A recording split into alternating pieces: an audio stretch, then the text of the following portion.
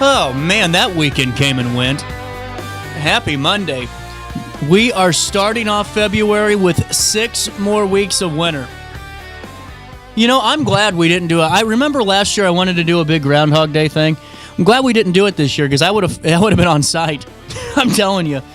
Man, get us out of winter. But there you have it. 6 more weeks of winter. But we got great conversations in the next 2 hours, though, so there is some positive to the day. We got a good one coming up on the show. Going to be hearing from former County Chairman Kurt Prenzler. He's running in the Republican primary against Linda Andreas for County Clerk. We'll get all those details and so much more on that campaign. 10:10.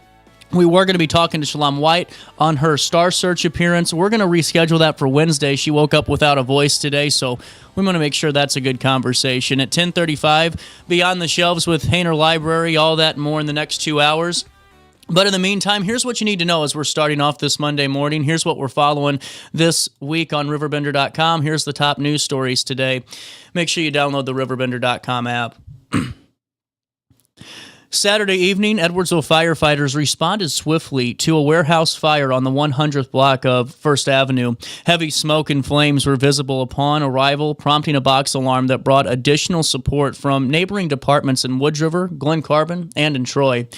Madison County Emergency Management also assisted with their rehabilitation unit. Utilizing a ladder truck, crews worked diligently to control that fire and successfully prevented it from spreading to nearby buildings. Fortunately, no injuries were reported during the incident, highlighting the effective coordination between those local response efforts. Also in the news today, a structure fire broke out early Saturday morning on Stanton Drive in Godfrey, trapping an elderly woman inside her home. 3 other residents bravely rescued her, moving her to safety across the street. During that rescue, a man sustained serious burns and was taken to a St. Louis area hospital for treatment. Firefighters initially tried to enter the home, but had to switch to a defensive strategy due to the hazardous conditions and a loud explosion heard by neighbors. With temperatures at 8 degrees that Saturday, the Godfrey Fire Department, supported by nearby departments, battled that blaze. The Illinois State Fire Marshal currently investigating the cause. Also in the news today, Shania B. Cook, 21 from St. Louis, has been charged with several felonies following an armed break-in at an Alton residence. Here's what we know. On July the 19th, Cook allegedly entered the home unlawfully while armed with a knife, threatening a resident and causing over $500 in damages to windows and kitchen appliances. She has also reportedly used social media to threaten the victim's life. Cook was arrested and remains in custody, and the Madison County State's Attorney's Office successfully petitioned to deny her pretrial release. We'll keep you updated when more details on that case do emerge at RiverBender.com/news. Also, in the news this morning, Wood River is gearing up for an exciting 2026. We heard just from Mayor Stallcup and City Manager Steve Palin on Friday on this, and they're preparing for the launch of Hollywood River Studios, an exciting new development transforming a 105-acre site into a state-of-the-art esports arena with 6 sound and production studios. After finalizing a $1 million purchase agreement with Wood River Farm Investments, LLC, in 2025, the city is set to close on the property in February, with construction starting in April. City leaders, Mayor Tom Stallcup and City Manager Steve Palin, highlighted the project's potential to create several hundred good-paying union jobs and possibly more developments beyond the studios. The community eagerly anticipates further updates on this transformative property, and we'll keep you there every step of the way at RiverBender.com/news. Let's take a look at weather. 30 degrees in downtown Alton. Man, it feels like 70 with how cold it was the last couple of days. Real feel out there is 35 degrees. Today, not as cold with some sun and clouds, and tonight just cloudy. Temperatures today reached right around 37 degrees and dropped down to 27 overnight as we head into Tuesday. On Tuesday morning, a little morning snow. There should be no accumulation. Otherwise, it will be cloudy and chilly. And then Tuesday night, temperatures drop down to to 12 degrees overnight as we head into Wednesday. On Wednesday, a high of 25, a low of 12. And then on Thursday, a high of 36, a low of 30. No rain in the forecast. And on Friday, a high of 42, a low of 18. Going to be a dry week, but also still a little bit colder in the overnight hours. When temperatures are below 20 degrees, the overnight warming locations will be active. If you or someone you know needs to seek heat and shelter, you can do so that way. That's a look at your next 5 days happening right now at 9:10 in downtown Alton. It's 30 degrees. It feels like 35 out there. You can call 618-465-4545 for time and temperature throughout the day, this time powered by Bounce Back, Rehab, Recover, Return Home. You can also stay up to date in real time all the time by downloading the RiverBender.com app today. We'll take a quick break, come back with Kurt Prenzler getting an update on the primary campaign for County Clerk. You stay there, and I'll be here on this Monday morning, RiverBender.com, Roku TV.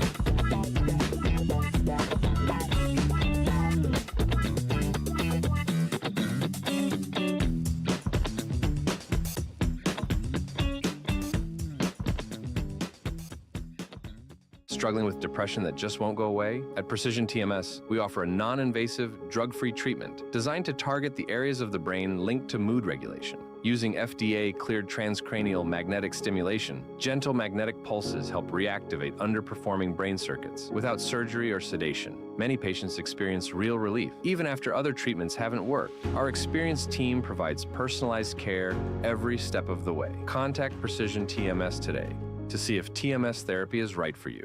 Throughout all life stages, you need someone in your corner, guiding you on your health and wellness journey. At OSF Healthcare, that's your primary care provider. Your OSF primary care provider is there for every stage of life. Find a provider today at osfhealthcare.org/primary. As America prepares to celebrate 250 years of freedom, there's never been a better time to show your pride. The Flag Keeper provides everything you need to display your flag with honor, from American state and U.S. Armed Service flags to flagpoles, accessories, and installation kits for homes and businesses across the Riverbend area. Call 618-467-0020 or visit theflagkeeper.com for your free estimate today. Accidents happen in a heartbeat, but lives change forever. Whether it's a car crash, workplace injury, medical malpractice, or wrongful death, you don't have to face the consequences alone. Keith Short and Associates brings over 33 years of experience and a reputation for fighting fiercely for your rights. For relentless representation that you can trust, call Keith Short and Associates at 618-254-0055 today for a free consultation. Tomorrow isn't built by dreamers. It's built by doers. Because progress doesn't work unless we do. So at Ameren, we've been hard at work putting energy to work for you. Adding underground cables, installing advanced switches and sensors, storm hardening poles and power lines, making the energy grid stronger today so it can meet your needs tomorrow. Learn about projects in your area at Ameren.com/energyfuture. At Alton, the lead you.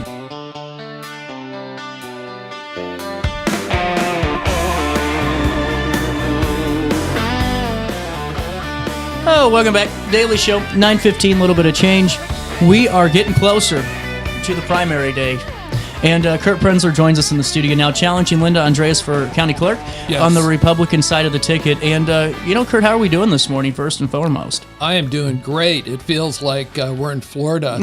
What is it, 28 degrees or 30? It feels like it's 60 or 70. That's what I said. Going on 70, it feels like. Well, it's been a little bit since you've been, in the public eye, so to speak, with running for office. And what leads up to, I guess diving right in, the decision to run for this position? Well, first of all, the county clerk's office is very important. The county clerk is in charge of elections. The county clerk is also in charge of really the first person to see all the tax levies. So there's a property tax component. And then the third thing is just generally transparency that's important, which is lacking. So I actually helped get this county clerk elected, the first Republican county clerk in many years. And she made two big promises. Number one, to be pro-taxpayer. She didn't keep that promise. She also promised to clean up the election process. She didn't keep that promise. So I'm going to explain first her two broken promises. She promised to be pro-taxpayer. She promised to support letting citizens vote on PTEL tax caps here in the county. And our property taxes continue to be number one. And there's one thing we could do as a county we have not done. And I put it before the county board 4 times, and they did not, enough Republicans. Again, they're Republicans and they're Republicans. And I'm a real Republican, okay? And so enough Republicans joined with the Democrats to keep property tax extension limitation law off the ballot. It's my proposition that property tax caps, the citizens should be able to vote on that. And what would that do? That would limit every district from increasing their levy to the lesser of 5% or the CPI, the inflation rate. Well, and just to go into that, what does that mean for the taxpayer a little bit more, overall? What would we see the benefit of, capping that or having that proposition on the ballot and it gets voted for? Well, it's not uncommon to see property tax districts increase their levy, how much they want, by 15%, 20%. We've seen that. And there's just no limit in Madison County, where in counties in Illinois where they have PTEL, they're limited to increase that levy by the lesser of 5%. Yeah. So there are other benefits to that too. Stopping what we would call the backdoor referendum, which is a sneaky way to raise property taxes. But as an example of this, and I was told about this, that the Bethalto school district officials arranged a meeting with the county clerk with a specific purpose on how they could maximize their tax levy. And citizens learned about that, and they wanted to take part in that meeting, and she refused to do that. So that's my case. She has been not pro-taxpayer in that respect. Okay. I will be, and I have a good record in that respect. Number 2, election management. And this is a very important issue, and this is hard to talk about numbers when you're talking, through the media and the radio. But back in 2013, well, let me start. Madison County has a decreasing population. In 2010, we had a census that said 269,000 people. That was the peak of our population in 2010. Today, it's about 8,000 less. Wow. 261,000. Now, she has let the voter rolls, which means the number of registered voters, go very, very high. And why is that? So when in 2013, I remember when I was part of an effort to gather over 20,000 signatures, we needed 10% of the total number of registered voters. And the total number of registered voters in 2013 was 176,000. So again, population in 2010, 269,000. Today, 8,000 less. So number of registered voters in 2013, 176,000. Today, the number of registered voters on the list, the voter roll in Madison County, is 192,000. That's 16,000 more. Now, how does that make sense? Now, at the Republican meeting 3 or 4 months ago, she stood up in a Republican meeting at the Edwardsville Gun Club and said, well, I know I need to trim the voter rolls by about 8,000, but, it's taken me some time to learn my job. She really said that. She said, I know I need to trim the voter rolls by about 8,000, but it's taken me some time to learn my job. Well, why 8,000? She didn't explain. And again, this is the responsibility under Illinois law there are different verbs you use. Clean the voter rolls, manage the voter rolls, trim the voter rolls, purge the voter rolls. Some of them sound really bad, like purging the voter rolls. Purge sounds terrible. Yes, it does. And but when you have people on the voter rolls who are, okay, and then after that Republican meeting, about a week later, she had a press release with the coroner with her picture in the paper saying, well, I've decided to work with the coroner to make sure that people who have died in 2023, 24, and 25 are taken off the voter rolls. Well, why do you wait until you're running for re-election to do that? So this is a really important responsibility, and this is Illinois state law, that county clerks are responsible for cleaning, trimming, managing, purging the voter rolls to make sure we don't have people on the voter rolls who have moved out of the county, et cetera. Well, and honestly, nationwide, there's been a lot of that where you're seeing databases getting cleaned and voter rolls being cleaned up. For this, though, is there, and only reason I'm asking is I don't know the ins and outs, is there a deadline that a county clerk must hit to have submit a new voter, a voter registration or voter database to the state or any election board? Well, one of the things that I believe in terms of managing government is benchmarking. And so I've been over to St. Louis County, which is the largest county in Missouri by population, a little bit less than 1 million. They have had very stable, what I did is a comparison. They've had, their population has been a little bit under 1 million. It's been very stable from 2010 to present for 15 years. Also their voter rolls, very stable. What I observed over there, and this was on November 10th, they had a hand count audit of their paper ballots after they had a special election on November 5th. I think that's a good thing. I'm a CPA. I'm really drilled in on accuracy, and I think to audit is an important, like State Farm says, discount double check. There's nothing wrong with the discount double check. And I think that this would do something like this, but this, to let the voter rolls get out of control, and I have not seen this elsewhere as I've looked at other counties. And I can tell you that in St. Louis County, their population has been stable, their voter rolls have been stable. I said, what do you do every day? They said, we work on this every day. Yeah. We work on keeping track of people that are moving out with the post office.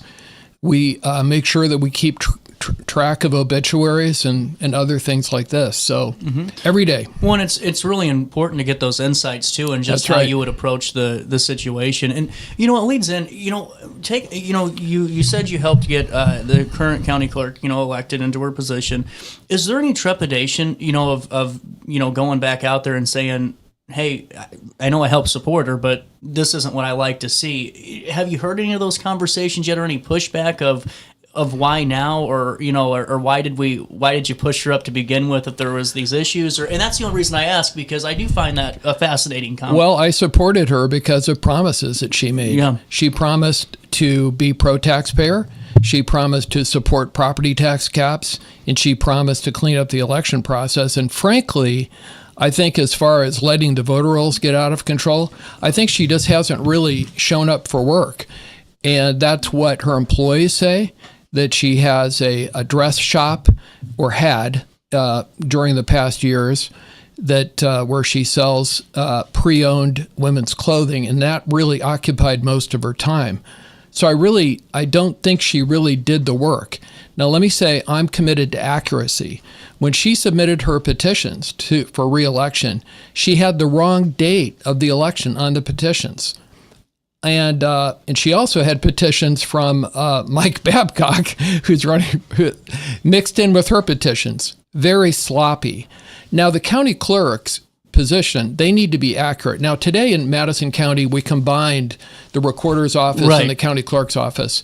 But what is one of the underlying responsibilities of a county clerk? That's to be accurate, to record births, deaths, marriages, and then deeds and mortgages and these sorts of things in the recorder's office. So accuracy, daily work, every day, like chopping wood. But it's important. Accuracy is very important. For example, just properly recording deeds. That's the most important investment most people have in their whole portfolio. True.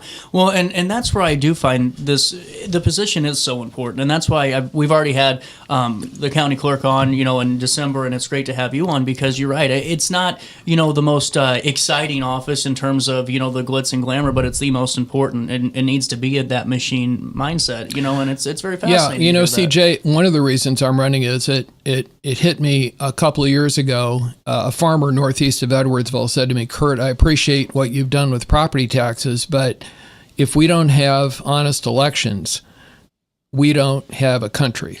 Now, I'm not making any allegations, okay, but what I'm saying is that we need to really lean into transparency. I think many people don't trust the election process. And what better way to increase people's trust in the election process than to do something like what they do over in St. Louis County, where they take 5% of the precincts, and they select those randomly. And they, well, let me just give you another example. And what they do is a hand count paper audit. Okay. But here's another example of transparency. For example, why would she have a meeting with the Bethalto school officials to raise taxes and not let the citizens participate? Transparency. Let people see what's going on. I don't think this is such a big issue in Alton these days, but in Troy, particularly, there's been a lack of transparency in their city government as they've approached this data center. We see this all over St. Louis. Yeah. In fact, we saw such a low level of transparency. We're really over in the city of St. Charles, Missouri. The city council and the mayor were making their deal, without really making it public.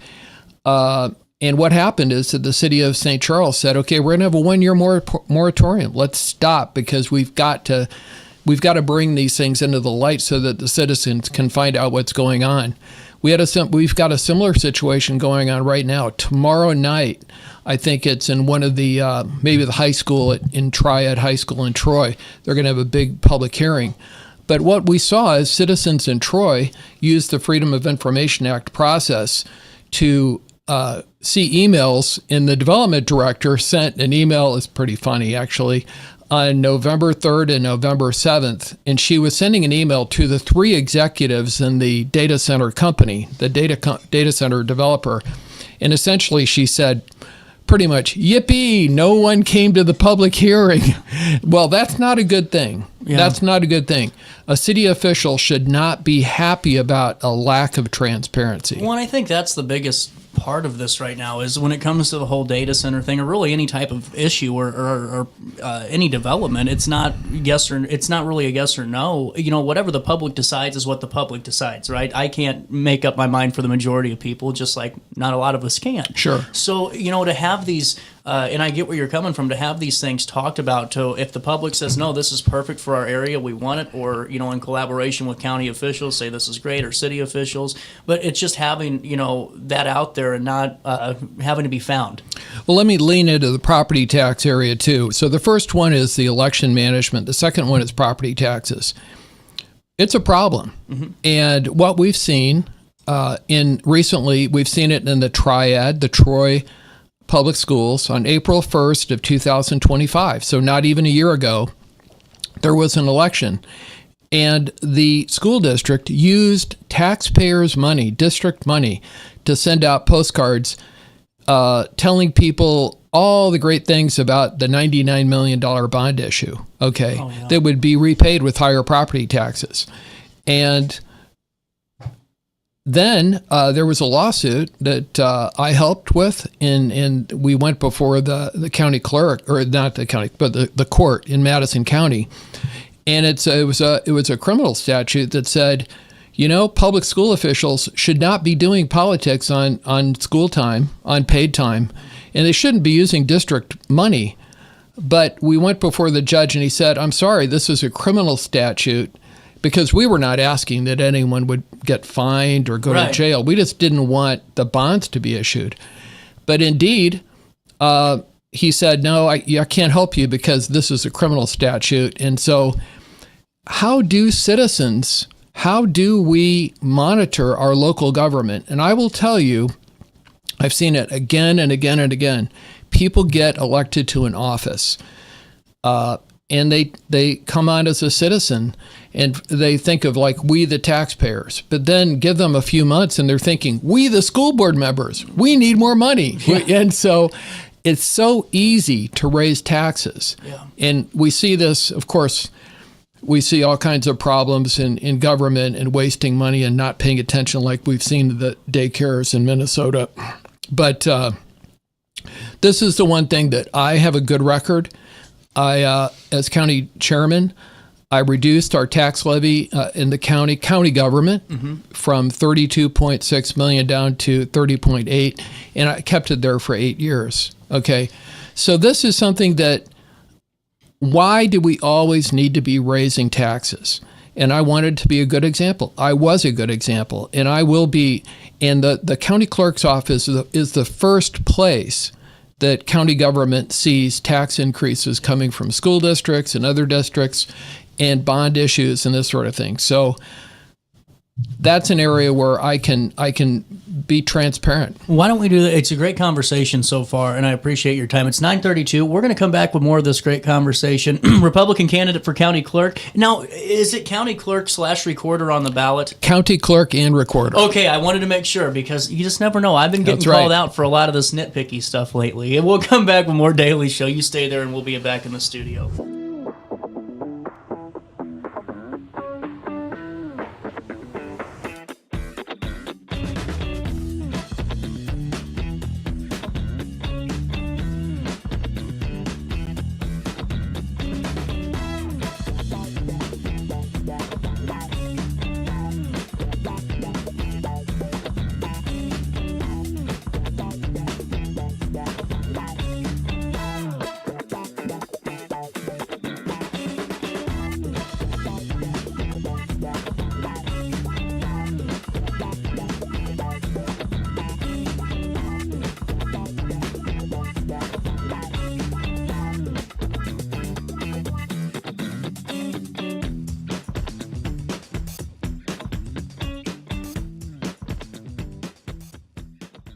Do you need to declutter your space? Time to call me, the Queen of Junk. Since 1993, we have grown to be the leader in residential, commercial, and property management junk removal. At Sparks Junk Removal, we are eco-friendly. We recycle, donate, or repurpose items back into our community. Trash is our last resort to the landfill. Plus, with our all-inclusive service, our crews handle everything from labor to lifting and landfill fees. Give us a call or visit our website, sparksjunkremoval.net, to reclaim your space today. At Alton Elite Jiu-Jitsu, we help students of all ages build confidence, discipline, and real-world strength. Join a supportive community that challenges you to grow both on and off the mat. Experience the art of Brazilian Jiu-Jitsu with a 7-day free trial at our new location. Call 618-795-2692 or visit altonelite.com to start your journey today. Train hard, serve others, live elite at Alton Elite Jiu-Jitsu. Tomorrow isn't built by dreamers. It's built by doers. Because progress doesn't work unless we do. So at Ameren, we've been hard at work putting energy to work for you. Adding underground cables, installing advanced switches and sensors, storm hardening poles and power lines, making the energy grid stronger today so it can meet your needs tomorrow. Learn about projects in your area at Ameren.com/energyfuture. Accidents happen in a heartbeat, but lives change forever. Whether it's a car crash, workplace injury, medical malpractice, or wrongful death, you don't have to face the consequences alone. Keith Short and Associates brings over 33 years of experience and a reputation for fighting fiercely for your rights. For relentless representation that you can trust, call Keith Short and Associates at 618-254-0055 today for a free consultation.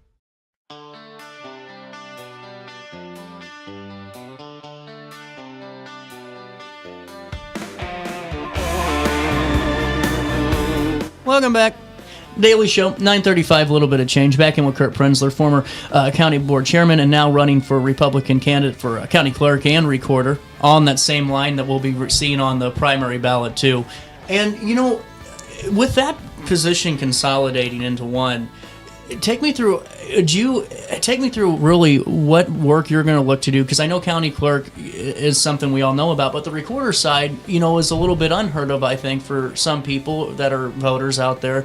Is there anything that you see from the consolidation of those offices that helps you if you're elected with this job? Well, I was active in the county when the county made the decision to put that on the ballot. And what the county did is the voters voted to consolidate those offices. They were individual offices. And so now both offices, the recorder's office and the county clerk's office, is under one person, one elected official, the county clerk and recorder. I do have a background in real estate. I think the recorder's job is to do things accurately, obviously, and to then work with the title insurance companies and the real estate community, and just to make sure that everything is completely accurate and protected. Does it streamline things to have it under one office? I think that there were two elected officials, and the county made the decision that they could save money by having both offices under one official. Perfect. So now what I did when I was treasurer, when I was elected treasurer in 2010, I promised to reduce the cost of the office by 30% in 30 days. I did it in 60 days. Now, I'm not making that promise today in the county clerk's office, only because I think, first of all, I do not waste money. Everyone knows that I'm very pro-taxpayer. But I would have to, what I did at that time is I looked at other treasurer's offices to see how they were able to run, and I determined that we didn't need as much staff. Now, I'm not making those promises. I would have to study that further.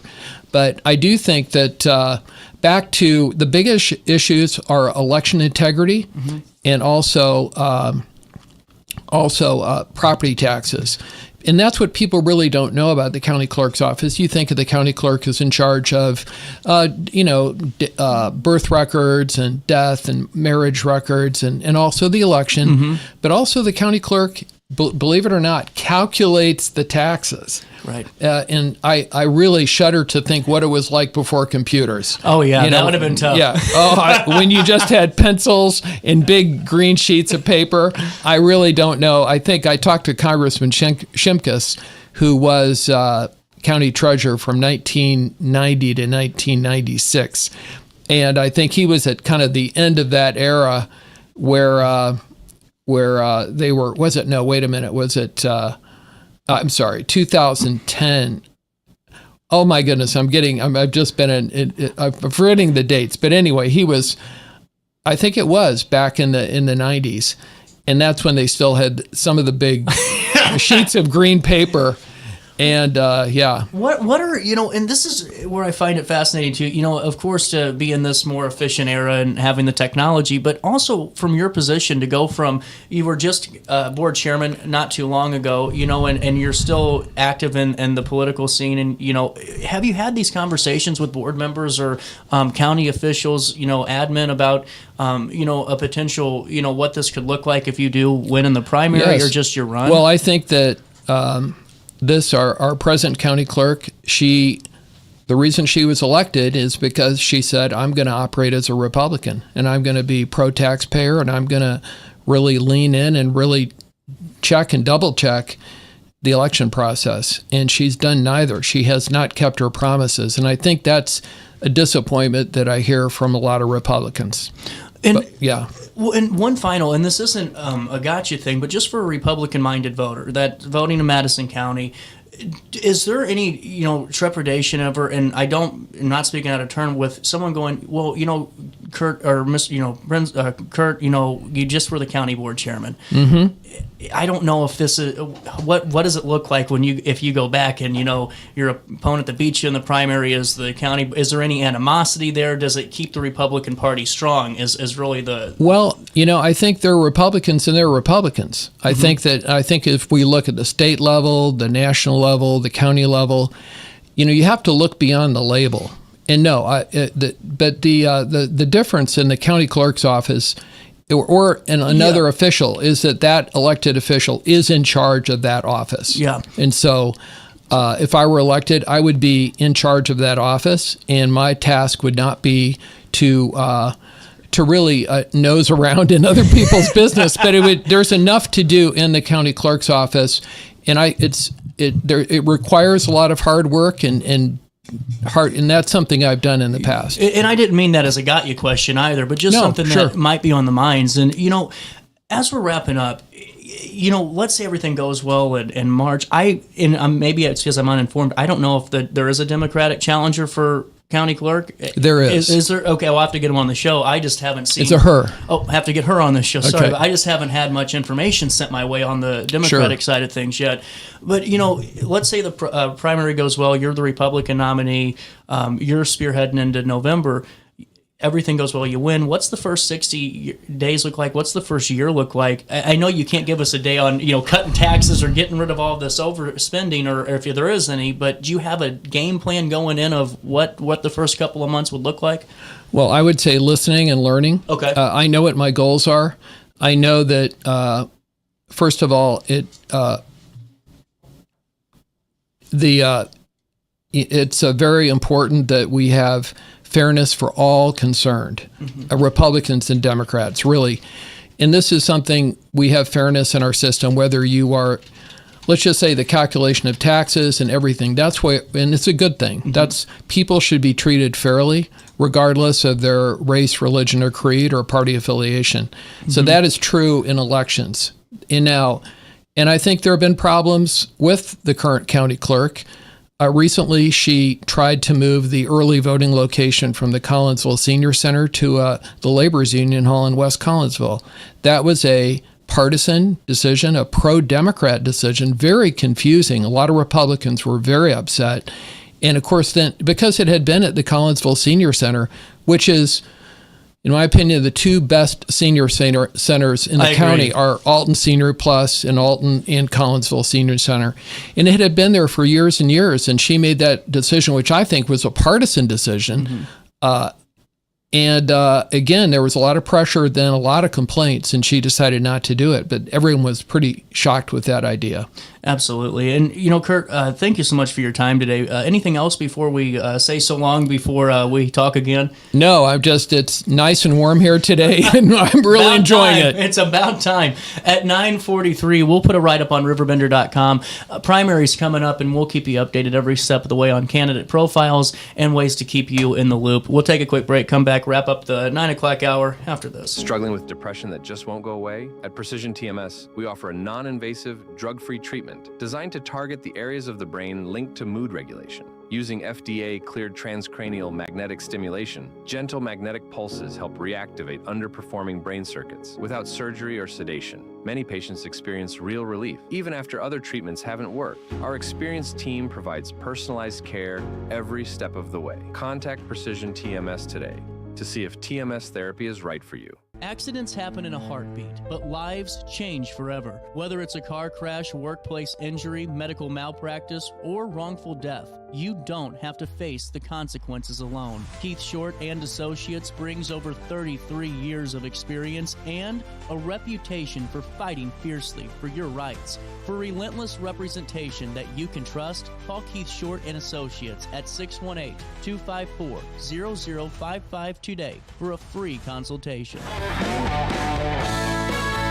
Oh, welcome back, Daily Show. 10:29, little bit of change. State of Wood River.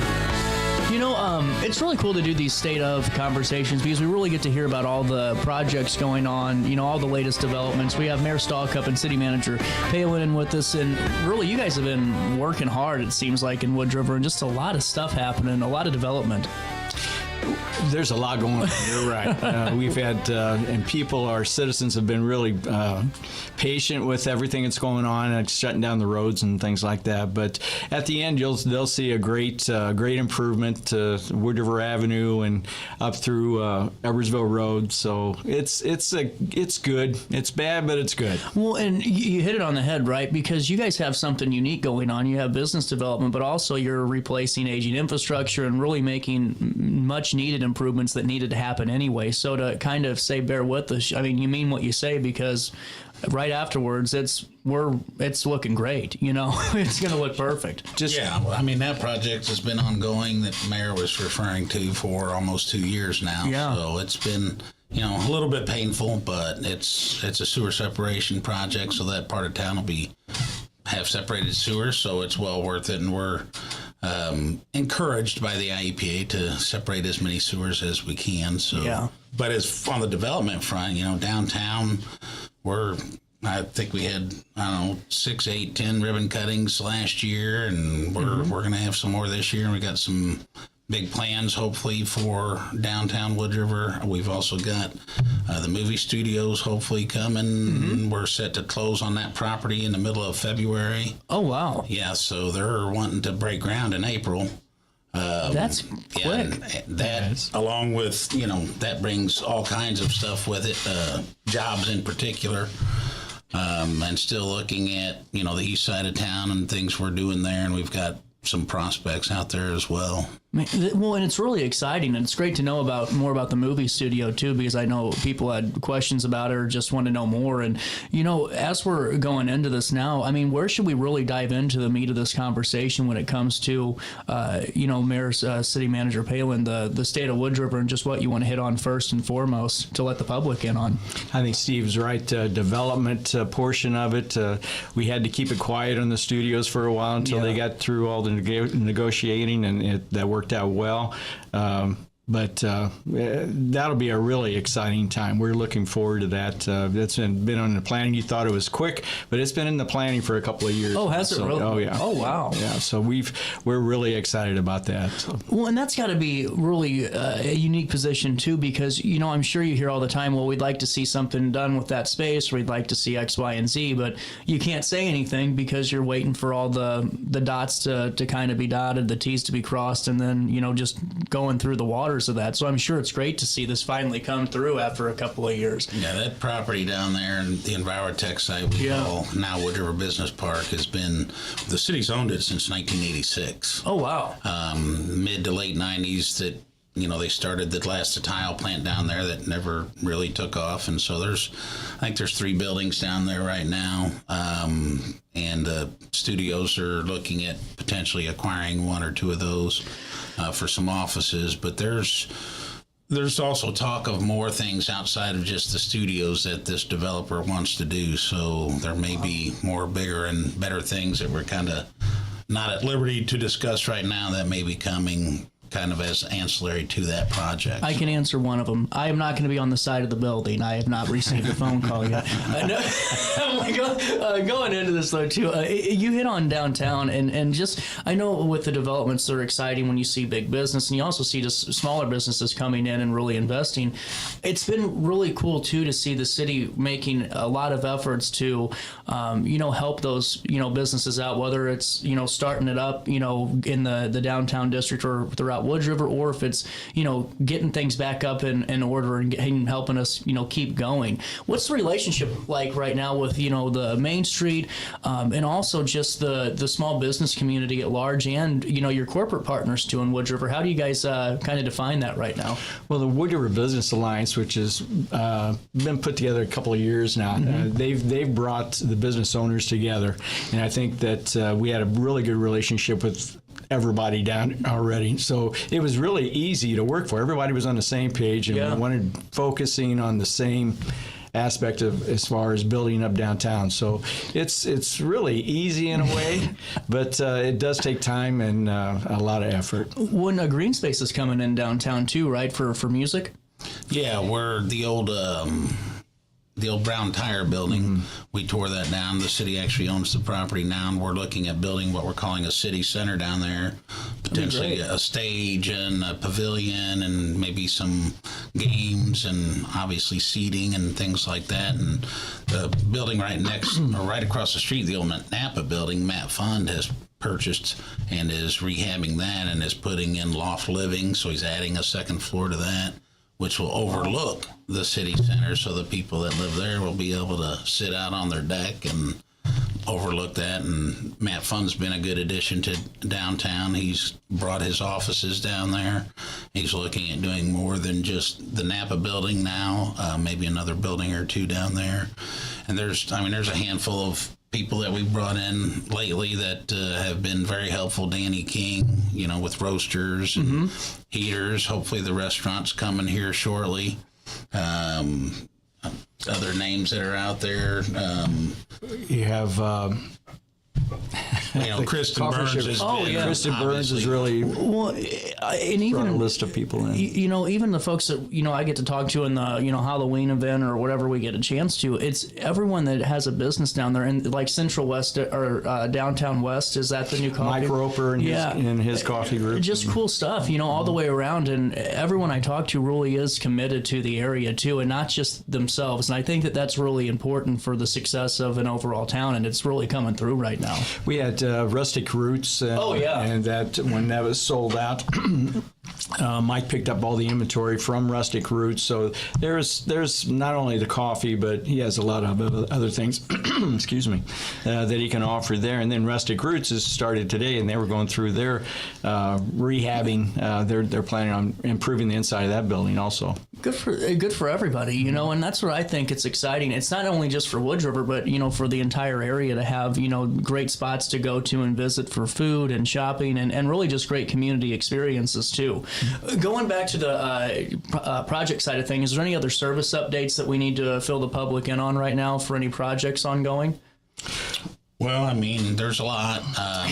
We've got Edwardsville Road in design right now, so we'll be doing that all the way from the East Alton city limits out to 9th Street. Wow. But that's probably not this coming year, but the next year. Hopefully Wood River Avenue, we're going to be bidding that out in February for the repaving of it. So once the sewer's completed, which is just about wrapped up, we'll hopefully be able to pave that in April, May, June timeframe. We're asking for more money from the Corps for additional sewer separation monies to finish that separation project, because that is actually phase 1 of 5. Well, that's what I was going to ask, is how many of these separations are you guys projecting to do? Yeah, so that was the biggest project, but that was phase 1 of 5, and it's about $10 million on that project. In all, we're probably going to be 20 to 25 million into the sewer separation. Yeah. Still needed though. Oh yeah, definitely. We're still knocking away at other parts of town as well, because there's still a decent chunk of town that is combined. Yeah. The ultimate goal is to get it all separated, but that's a little ways down the road. It takes time. Mm-hmm. We had just announced our public works director informed us the other day that he had just been awarded a $2.5 million contract or loan grant that we can expand this 6th Street, 9th Street pond down there to lower the flood rate that about 250 homes will be brought out of the flood zone. Oh, wow. So it'll save them about $1,500 a year in flood insurance. 1,000%. Yeah, that's great. We're really looking forward to that. That's one of the projects that when I became mayor was on my table to do that. So, well, and what I think is such a really cool component of what you guys have going too is just the reception, I think, to the recreation center, and the work that Park and Rec has done, and really just the volunteers that make that up and the individuals there. I know we were talking a little bit on projects. We got to take a break here soon, but I wanted to touch on the rec center real quick and just that quality of life that you guys are having there with Park and Rec and the whole crew. How is it? Number one, I guess doing great. It's doing great. We anticipated by the end of business year that we were going to be about $100,000 in a hole with that, but he's going to break even for the year. Oh, he's wow. doing a great job. He's got about 1,300 people that have signed up for cards to use the rec center, and we can't be more pleased with Pat and his group over there. That's incredible. Yeah, we had actually hoped to maintain somewhere between 300 350 members. We're actually in the when it slows down in the summer, we get down to about 675, and in the winter, we're up to about 780 right now. Wow. So that's just incredible. We'll do this. We'll take a quick break and pay a couple of bills, and then we'll come back and talk more about the state of Wood River 2026. You stay there, and we'll be in the studio on RiverBender.com and Roku TV. At Alton Elite Jiu-Jitsu, we help students of all ages build confidence, discipline, and real-world strength. Join a supportive community that challenges you to grow both on and off the mat. Experience the art of Brazilian Jiu-Jitsu with a 7-day free trial at our new location. Call 618-795-2692 or visit AltonElite.com to start your journey today. Train hard, serve others, live elite at Alton Elite Jiu-Jitsu. When you need a project done right, on budget, and on time, trust Gillahan Concrete. Gillahan handles every kind of project, big and small. Commercial, industrial, residential, from room additions and garages to patios, driveways, and more. Gillahan brings quality and experience to every job. Family owned with over 30 years of service to our community. Call today at 618-781-3914 or visit GillahanConcrete.com. With over 20 years of experience, Wilson's Tree Service has the expertise to handle all of your tree care needs. Licensed and fully insured, their team of experts are dedicated to providing reliable service. Plus, with a 24-hour emergency service line, Wilson's will always be there for you. Don't risk tackling that timber by yourself. Trust the local professionals at Wilson's Tree Service. Visit treeservicealtonil.org to get started today. As America prepares to celebrate 250 years of freedom, there's never been a better time to show your pride. The Flag Keeper provides everything you need to display your flag with honor, from American state and U.S. Armed Service flags to flagpoles, accessories, and installation kits for homes and businesses across the Riverbend area. Call 618-467-0020 or visit theflagkeeper.com for your free estimate today. Tomorrow isn't built by dreamers. It's built by doers. Because progress doesn't work unless we do. So at Ameren, we've been hard at work putting energy to work for you. Adding underground cables, installing advanced switches and sensors, storm hardening poles and power lines, making the energy grid stronger today so it can meet your needs tomorrow. Learn about projects in your area at Ameren.com/energyfuture.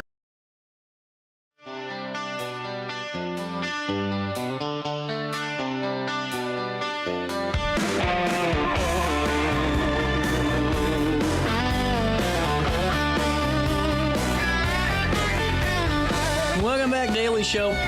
Back with City Manager Steve Palin, Mayor of Wood River, Tom Stalkup. The state of Wood River looks great for you guys for 2026. Well, and what I think's cool, too, is we just had Mayor Morrow on from Grafton and hearing about, their ways that they're celebrating the 250th. And what is the term that we have come up with? Because you said there are 6 different ways, technically, that we could say 250, right? it's a quarter centennial. Quarter centennial. Quarter centennial. It sounds good to me. Sounds very efficient. So it's been a little while since we've done a 4th of July celebration. We always did them up at Belk Park, fireworks and all that good stuff, and bands. So we're kind of bringing that back, except we're not doing fireworks. We're going to do a drone show. Oh, that'll be cool. So I really didn't know anything about it. Kristen Burns actually introduced me to it. We met with a couple different companies, and they showed me what they can do. And you get on YouTube, there's a handful of them you can see. They're just really impressive what they can do with these drones. And it's basically like scenes that come up of the American flag and maybe a bald eagle flying, and that'll be cool. It's really cool. It is neat. It is and you avoid the loud noises. Some people are sensitive to that. Obviously, dogs are sensitive to that. Right. But and you don't have the cleanup and all that stuff. Exactly. Too, so. Is it going to be kind of an all-day event? Is that what we're looking at, or we're looking at July 3rd? Oh, nice. So we'll miss everything that's on the 4th, but it'll be an all-day. Well, 4 o'clock. 4 o'clock is going to be a start. Okay. And we have Butch and Hollywood's under contract, so nice. We'll have a little music there, and then the drone show will start at 7:30. Is it? The drone show will be about 9:15. 9:15. Okay. When it gets dark. And then Belk Park. Yeah. Okay. Belk, and we'll have, hopefully we can provide all the parking in the empty lot we have up there. It's about a 10-acre lot up there. We're going to end up striping it for parking. We're also going to have bounce houses and food trucks and That's cool. all the stuff that comes with an event, and try to cater to the kids a little bit. But 4 to 10 is the entire event. Bushwhacks and the Hollywoods will be 6 to 9. Okay. And then the drone show, I'm guessing, right afterwards. Correct. Right. And then a little time to wind down afterwards. And I think we're also going to have a cornhole tournament. Oh, don't get me out. I am the worst. I'm telling you, you do not. You want me to be on your opponent's team. You pay me to go ruin it for somebody else. How long has it been since you guys have done something like this? I was trying to think back, but I think 2008 was the last year we did. Oh, wow. Yeah. That'll be fun for everybody then to get out and really have a community-wide 4th of July. So especially to do it on the 3rd before everyone probably gets out for whatever event or whatever they're doing with their families, That's too. what we thought. And it was a lot easier to plan it that way. There was a lot of vendors that had already been booked for the 4th this early out, but it worked out, we feel like, it worked out good for us. So. Well, and before we wrap up the conversation, I wanted to, and this is completely off the top of my head, I forgot to ask you the first time we were around. Did you guys extend your public speaking comment time? Were you guys the ones that did that? We did that when I first became mayor. We moved it up to 5 minutes. Okay, that's what I thought, because we just had an article about that, just public speaking times, and I wanted to ask about the extension. And if it's okay, does it help you guys, you think, to let residents have a little bit more time if it allows? And not to go too... I don't think anybody's really taken advantage of the time. Okay. It hasn't hurt anything. At the first 3 minutes when I was running for mayor, I thought that was too short. So when Jim Schneider was our city manager at the time, we put that together and started it out. Interesting. And I just wanted to ask, because we had that in an article that was kind of related, and I wanted to just see really your thoughts on it. And I know another local municipality is discussing that right now, and, it hasn't really affected us that much. Okay. But I can see if you have a lot of speakers for 5 minutes, that can take some time. That's what I was curious about. So, I don't think we've had too many that we've had to say, time's up. Usually everybody gets their message in within that 5 minutes. So it really hasn't bothered us. Absolutely. And then, for the folks at home, too, what's your guys' relationship look like when it comes to mayor and city manager? Just, from the day to day, because I always find this really fascinating, too, because a good relationship work-wise here is a great relationship really for the city of Wood River, too. Yeah, I think it's a good relationship. What We is work that, well together. What's that breakdown look like day to day, or what's that working relationship look like for the public that maybe doesn't understand it too well? Yes, so I work every day and in the office most of the day, and the mayor comes in kind of, whenever he's available. He's in quite often, and so we're usually discussing things, throughout the course of a day. We organize our calendars together. If there's meetings, like last night, there was a meeting in Alton there for a fundraiser. So okay. And Steve and I we usually stay in touch with that and go to the other meetings that are around, county meetings and all that. So it's I think we have a great relationship myself. So well, it's great, and it's just good for the public to kind of understand, what the city manager role and mayor's role is, and really just how collaborative that can be and how important it is too. And going into that, before we wrap up, we'd be remiss not to talk about how awesome your police chief is and how great the department is over there. The state of Wood River is always going to be great with a great police department. How's it looking for them? How's Chief Wells doing and the crew? he's doing well. Yeah, they're doing great. I mean, obviously, I think the world of all my department heads. Yeah. Brad's been very instrumental in helping with other things even outside of the police department. Yeah. With downtown, he's got a kind of a special place in his heart to see downtown revitalized. Mm-hmm. So he's been very helpful in that. Along with other economic development things, we kind of team up on stuff, and because we're both busy and trying to fit in everything that's happening now for both of us has been a little bit of a challenge. But like I say, all my department heads have been fantastic. I mean, we've done more with less. We used to have actually another couple department heads years ago whenever I first started with the city, but we've kind of downsized a little bit and people have taken on more. So, but it's worked out great, and It's cool. They are. It's a great group. It's a great group, and I think everybody has the same mind frame. How to move the city forward, and we have a lot of discussions at the staff meetings, and it's really a good group. I love it. What else should we talk about before I say so long for now? I don't know. Nothing I can think of right now. Perfect. Guys, thanks so much for stopping by, seriously, and keep up the great work in Woods River. Thank you. We'll take a quick break. We'll come back and wrap up the week that was 10:51, a little bit of change. Jiu-Jitsu, we help students of all ages build confidence, discipline, and real-world strength. Join a supportive community that challenges you to grow both on and off the mat. Experience the art of Brazilian Jiu-Jitsu with a 7-day free trial at our new location. Call 618-795-2692 or visit AltonElite.com to start your journey today. Train hard, serve others, live elite at Alton Elite Jiu-Jitsu. When you need a project done right, on budget, and on time, trust Gillahan Concrete. Gillahan handles every kind of project, big and small. Commercial, industrial, residential, from room additions and garages to patios, driveways, and more.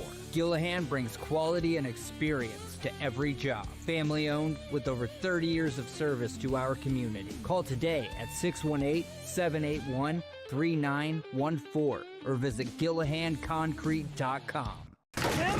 With over 20 years of experience, Wilson's Tree Service has the expertise to handle all of your tree care needs. Licensed and fully insured, their team of experts are dedicated to providing reliable service. Plus, with a 24-hour emergency service line, Wilson's will always be there for you. Don't risk tackling that timber by yourself. Trust the local professionals at Wilson's Tree Service. Visit treeservicealtonil.org to get started today. As America prepares to celebrate 250 years of freedom, there's never been a better time to show your pride. The Flag Keeper provides everything you need to display your flag with honor, from American state and U.S. Armed Service flags to flagpoles, accessories, and installation kits for homes and businesses across the Riverbend area. Call 618-467-0020 or visit theflagkeeper.com for your free estimate today. Tomorrow isn't built by dreamers. It's built by doers. Because progress doesn't work unless we do. So at Ameren, we've been hard at work putting energy to work for you. Adding underground cables, installing advanced switches and sensors, storm hardening poles and power lines, making the energy grid stronger today so it can meet your needs tomorrow. Learn about projects in your area at Ameren.com/energyfuture.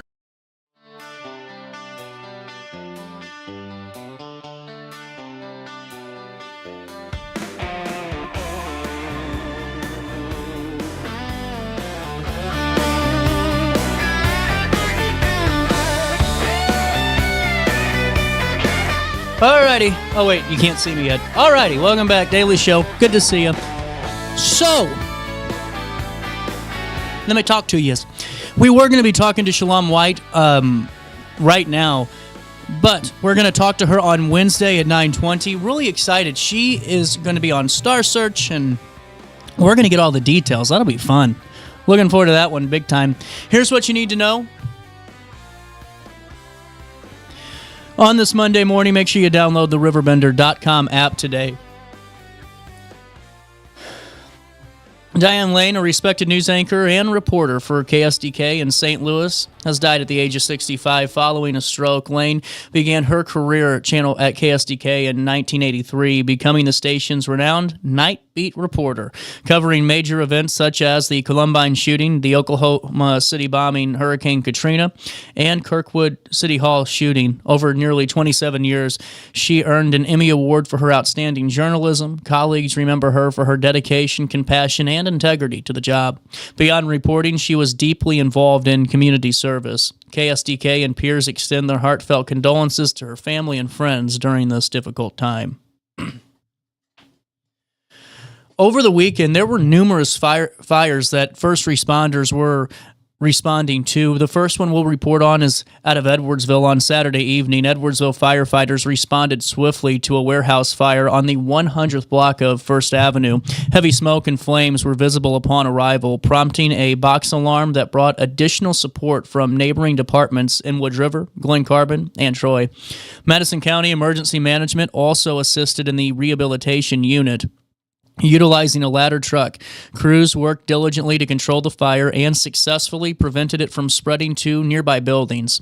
Fortunately, no injuries were reported during the incident, highlighting the effective coordination and response of the emergency teams. Also, over the course of the weekend, the Wood River Fire Department responded to a significant structure fire on Friday afternoon on South 10th Street. It prompted a box alarm response. Heavy smoke and flames greeted firefighters upon arrival, leading to additional support from crews in Roxana, East Alton, and in Edwardsville. Firefighters broke multiple windows and worked from the roof, spraying water through an attic window to control the blaze. Madison County Emergency Management assisted with their rehab unit to support the crews on the scene.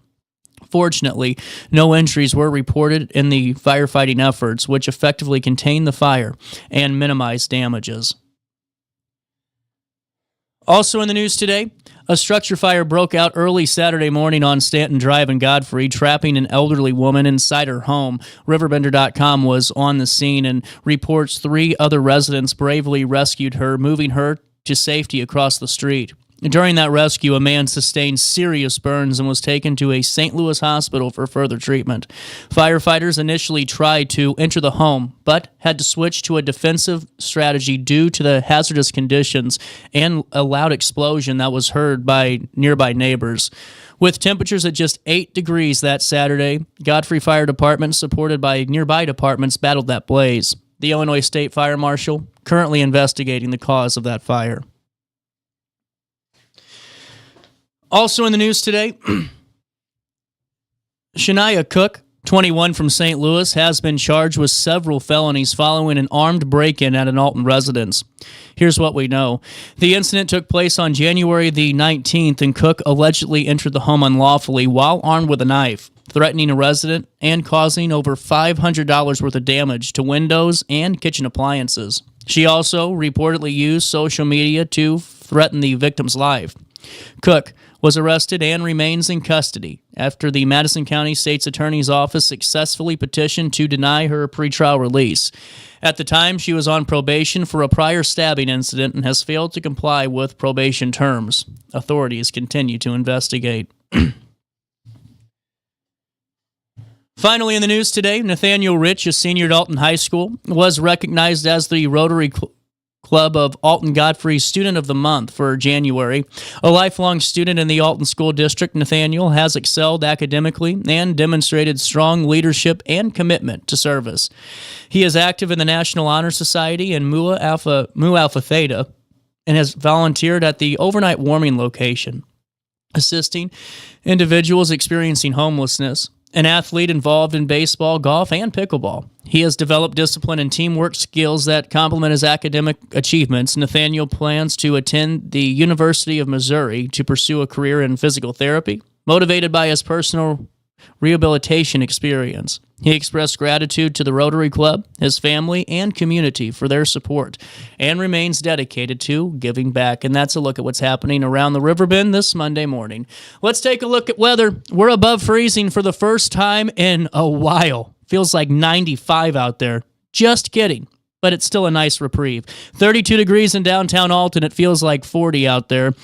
Winds right now are coming in west-northwest at about 1 mile an hour, and humidity at 71%. Today, not as cold with sun and clouds, and tonight, the only note is it will be a little cloudy.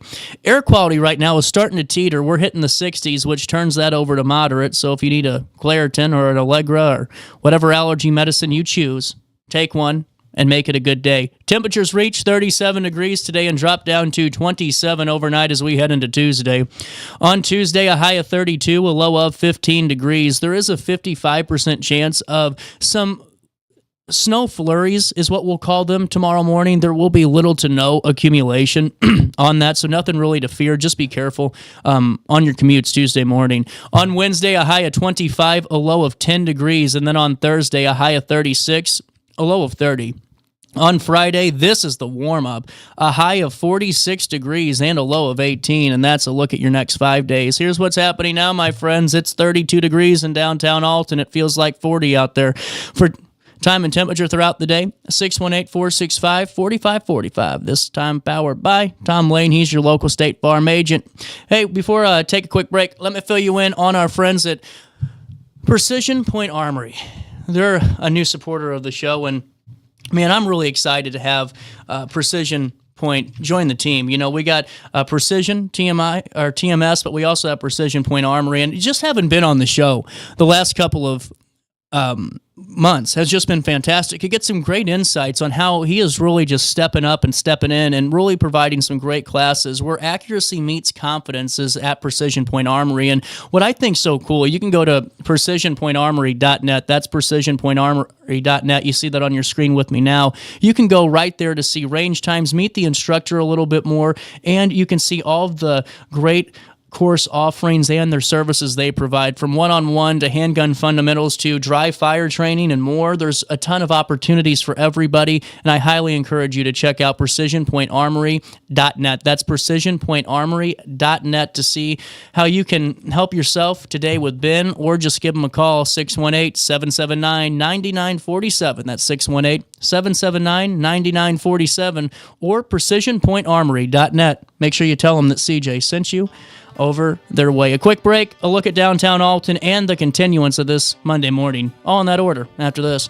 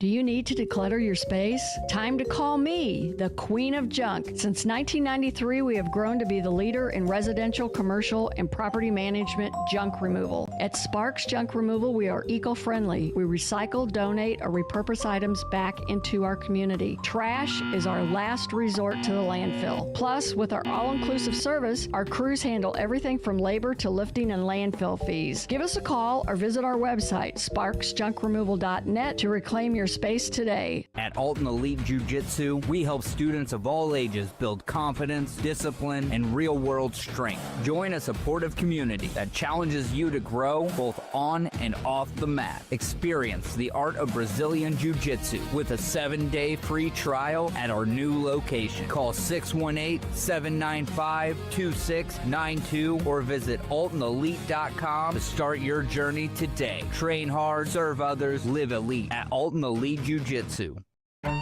Tomorrow isn't built by dreamers. It's built by doers. Because progress doesn't work unless we do. So at Ameren, we've been hard at work putting energy to work for you. Adding underground cables, installing advanced switches and sensors, storm hardening poles and power lines, making the energy grid stronger today so it can meet your needs tomorrow. Learn about projects in your area at Ameren.com/energyfuture. Accidents happen in a heartbeat, but lives change forever. Whether it's a car crash, workplace injury, medical malpractice, or wrongful death, you don't have to face the consequences alone. Keith Short and Associates brings over 33 years of experience and a reputation for fighting fiercely for your rights. For relentless representation that you can trust, call Keith Short and Associates at 618-254-0055 today for a free consultation.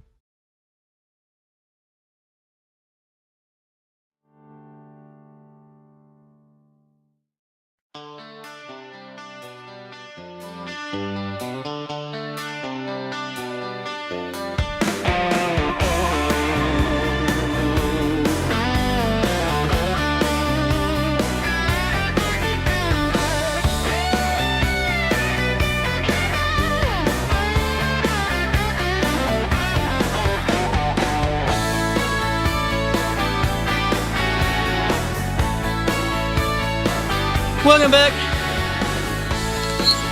10:19. Hey, wanted to tell you real quick. I was talking to Kurt Prenzler about his county clerk race, running against Linda Andreas for county clerk. I told Kurt during the interview that I didn't know of the Democratic challenger. I haven't heard too much on really a lot of the political fronts lately on who's running for what and where. But I do want to fill you guys in that Rochelle Burley is the Democratic, one of the Democrats running for the county clerk candidacy in the primary in March. So wanted to give you a little bit of a note on that. I'll try to get her on the show as well. And make sure we keep you informed on both sides of the local political aisle. We're going to talk to Mary Cordes a couple of minutes' time. Always enjoy chatting it up with her. A couple of things I wanted to fill you in on, though, while we have the time. First one's kind of important. This is out of Fairview Heights. Man, my sinuses are getting to me today. I don't know how you guys are doing, but boy, my boy.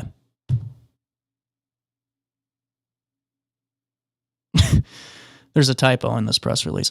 The Fairview Heights Fire Department has issued a safety advisory addressing the risk posed by extreme cold temperatures in the region, specifically regarding furnace exhaust vents. The department warned that vents can freeze or become blocked by ice or snow, potentially causing dangerous carbon monoxide buildup in your homes. Now, to prevent such hazards, residents are advised to check furnace exhaust and intake pipes daily during periods of extreme cold. The department recommends clearing snow and ice away from all vents and maintaining at least 2 to 3 feet of clearance around exterior vent pipes. Additionally, they caution against chipping ice with sharp objects, which could damage the vents. The department also emphasized the importance of having working carbon monoxide alarms installed on every level of the home to ensure early detection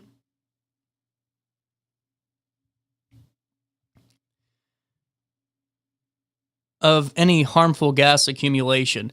The precautions aim to reduce the risk of carbon monoxide poisoning during the winter months when heating systems are in heavy use. And also, in our news brief, before we come back with Mary Cordes, Alton High School's Family, Career, and Community Leaders of America, the FCCLA chapter, is preparing for its annual Trivia Night fundraiser on March the 6th at the Godfrey First United Methodist Church, 1100 Airport Road. The event, which begins at 6 p.m., aims to raise funds to support FCCLA activities and cover expenses for the remainder of the school year. At Alton High School, FCCLA members emphasize leadership development, team building, and community service. Vice President Carter Stahl said the fundraiser is critical to sustaining these efforts. The Trivia Night will feature a movie tied to the chapter's current theme, Finding Your Leading Role with FCCLA. Students are organizing decorations, silent auction items, and the venue setup along with questions. Teams of up to 8 people can register for $100. Participants are encouraged to bring their own snacks. Soft drinks will be available for purchase. A silent auction will also be held, with all proceeds directly supporting the FCCLA students and their community service activities. You can find out more on the RiverBender.com article right now by going to RiverBender.com/news and helping support the FCCLA.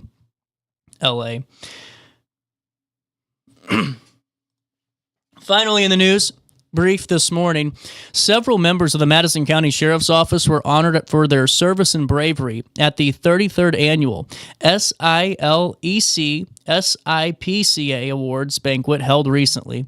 The event recognized law enforcement personnel for their dedication and professionalism in serving the community. Among the honorees were from the Madison County Sheriff's Office were telecommunicator Katie Ferguson, who received the Telecommunicator Award, and patrol deputies Joshua Bogle and Zachary Sellers, both awarded the Medal of Valor. These prestigious awards highlight the dedication, bravery, and professionalism our teams bring to Madison County every single day. Sheriff Jeff Connor had to say. You can see the photos and the full write-up at RiverBender.com/news. Congratulations on those recognitions. It's great to see that here from all of us at RiverBender.com.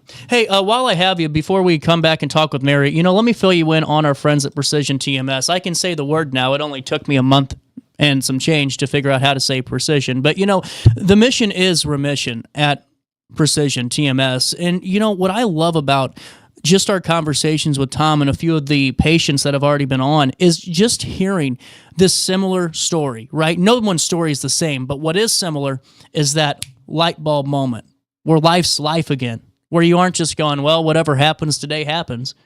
If I wake up tomorrow, great. If I don't, well, and I'm only saying that because I'm honest about the struggles I've had in the past. I've had those issues. And if you're somebody like this, like me, and that I was, if you're going through that struggle now, there's answers out there. There's hope. And what I love about Precision TMS is that it's covered by major insurance providers, and you can drive yourself to the appointments. It's not shock therapy.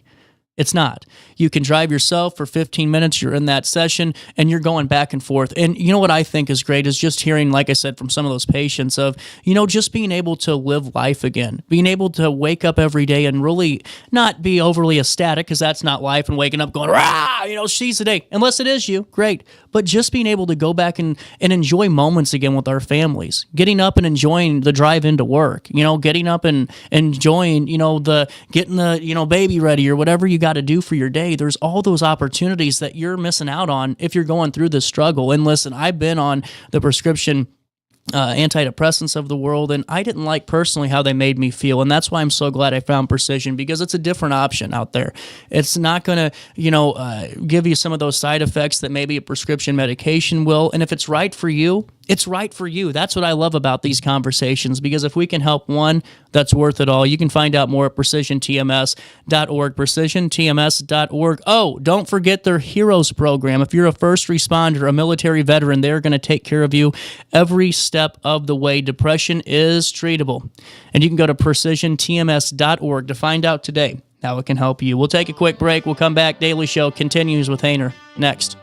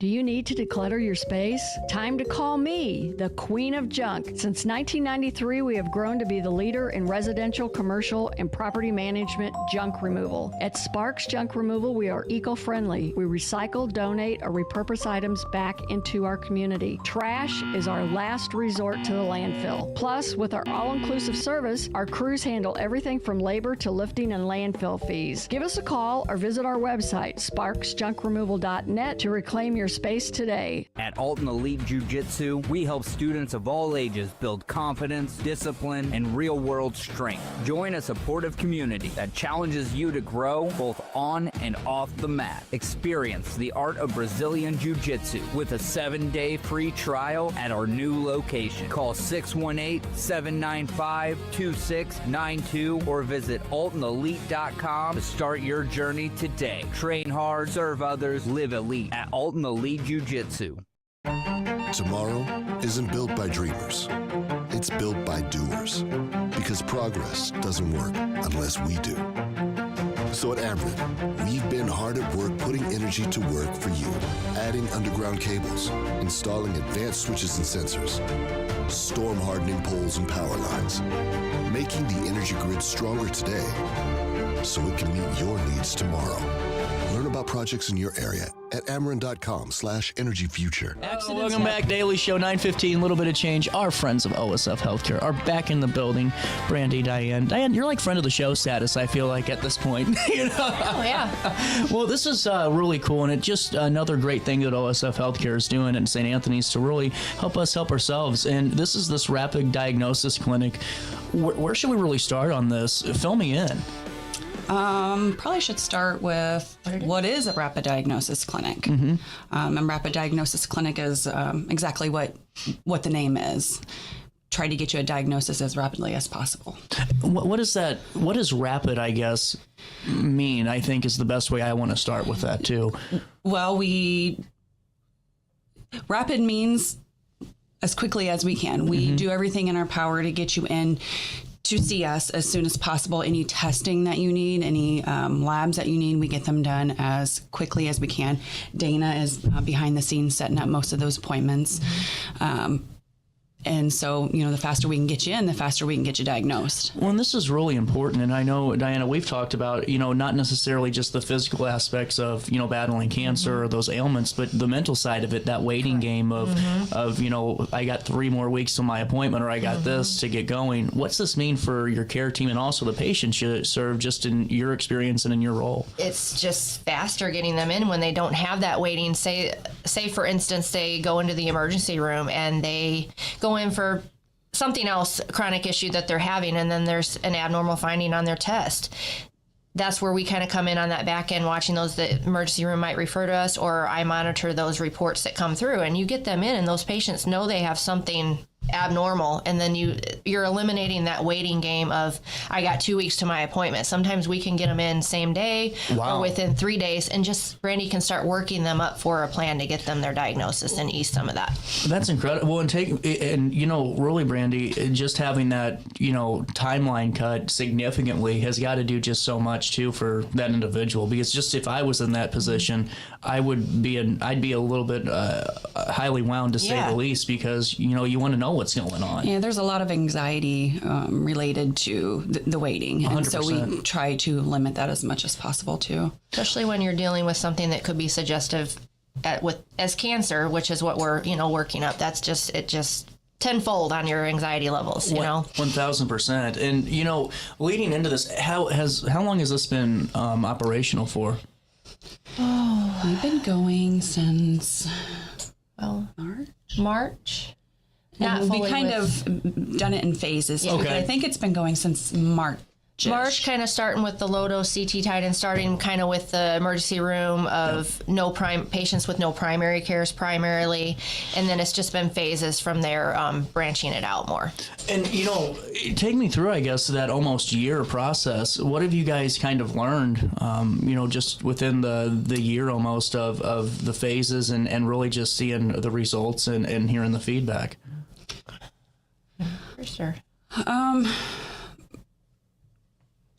Patients are appreciative. They like that they can get in, that they can get things done faster. We do, oftentimes, we get the patients in the same day, couple days, and they have a diagnosis, within a couple weeks sometimes, if we have to get them to PET or biopsy or wherever, Wow. And so as far as what we've learned is more, I'm seeing more of patients are coming in and being diagnosed with very minimal symptoms, and So the sooner you are in, the sooner you are seen, the sooner you are diagnosed, the better you're going to be, the better your outcome's going to be. Yeah. Getting that quick, because they don't know, they're not having many symptoms, so they're, That's what I was going to ask you, because I, obviously I'm not a medical expert, but how does somebody know if there is anything going on? I mean, whenever you say very, vague symptoms, or what could that even look like? Could they be mistaken for even just having a cold or being sick or anything else? Yeah, I mean, you can have something like change in your voice, like a hoarse voice. Just a very little change in your bowels, even, a cough that won't go away, you're losing weight and you don't know why. Excessive fatigue, but maybe, Mm-hmm. Well, and honestly, it goes back into a lot of what we talked about is, that the age factor, that it's not, age specific, and that all this affects everybody. So to have these services from the Muller, Center and the Muller Cancer Center, to add this component into it, I'm sure it just really fits hand in hand with the blueprint that you guys already have there. Right. Yep. And I think, we're seeing that big need for, like I said, the patients that don't have primary cares. We have a big majority that do not have primary care. So you get them through the emergency room, and then we kind of take that part a step further and we get them in, and they leave with those appointments. I'll set them up with their primary care to establish care. We're in their area. So that's a huge piece too. Absolutely. Do you guys got a moment to take a quick break with me, and we'll come back and talk more about this? Yep. While I have you guys, though, even in OSF is in the studio, I do want to fill you in that it is, the bugs going around. People are getting a little sick with the flu or whatever it is. It's yucky season. My daughter's in daycare, and that means that, we're probably going to get sick, and that's where prompt care comes in. You guys have a great prompt care office on Godfrey Road, and if you guys have the opportunity to check it out, whether or not it's for today, maybe you need it in a couple of weeks because you're coming down with something, I highly encourage you. I took my grandma there a couple of years ago, or maybe last year, told you guys the story where we went to one urgent care and we had to wait a couple of hours, and there was no one in the waiting room, so we went right down the road to Prompt Care OSF, right by Godfrey Walmart. They treated my grandma like family, in and out, and she was taken care of, and actually, thankfully, so she had pneumonia and things were going pretty bad. So getting her seen and really getting her taken care of under that OSF Healthcare Network. You can learn more, osfhealthcare.org.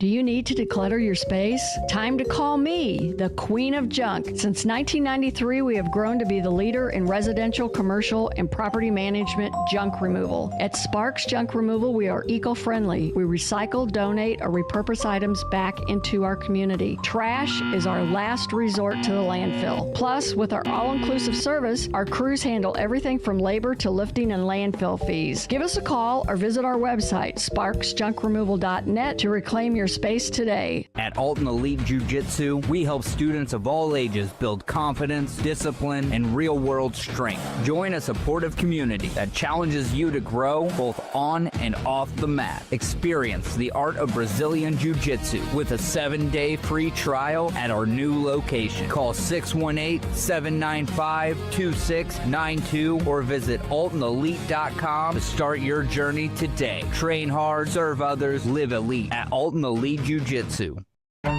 Tomorrow isn't built by dreamers. It's built by doers. Because progress doesn't work unless we do. So at Ameren, we've been hard at work putting energy to work for you.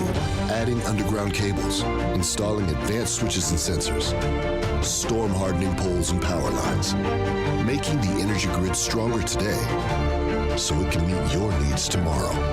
Learn about projects in your area at Ameren.com/energyfuture. Accidents happen in a heartbeat, but lives change forever. Whether it's a car crash, workplace injury, medical malpractice, or wrongful death, you don't have to face the consequences alone. Keith Short and Associates brings over 33 years of experience and a reputation for fighting fiercely for your rights. For relentless representation that you can trust, call Keith Short and Associates at 618-254-0055 today for a free consultation.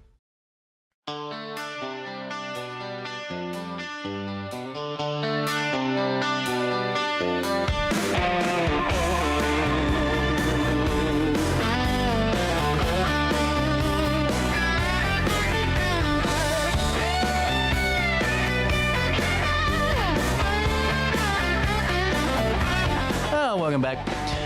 Back with OSF Healthcare, 9:25 is the time on this 29th day of January. We're learning more about the Rapid Diagnosis Clinic, and it really is such a innovative way to accelerate cancer detection. And, going into this a little bit more, we got Brandy and Dana in with us. Take me through the process, I guess, a little bit more and what that looks like. Is it, how do we refer in? Is it coming, we talked about the emergency room. Can we do it ourselves? What does that kind of look like, I guess, A to Z in a way for our audience? So emergency room, yes. So if that doctor refers in, or I reviewed it on an abnormal finding report. Otherwise, primary care will refer to us. Typically with that, it's if you don't have a diagnosis is where you would want to come to the rapid diagnosis side. If you have a diagnosis, normally they're going to refer straight to oncology. So that's one way to get in. And then self-referral. Say you've went in and you had a test done, you don't have a primary care, and you know that there's something abnormal on there that you're like, I need this taken care of. I just need this assessed. What's going on? You can self-refer by contacting me. That's really important to know, too, because I'm sure a lot of, everyone falls under all of the three of those categories, too. So, we go in, we get tested, we get seen, things come back. What's, I guess, step one after that initial conversation, that initial test with you guys? After they've been in to see me. So I will just, I'll talk them through what needs to be done. If they need further imaging, I will order any imaging, I will order any labs. They'll come back and see me to discuss all of this.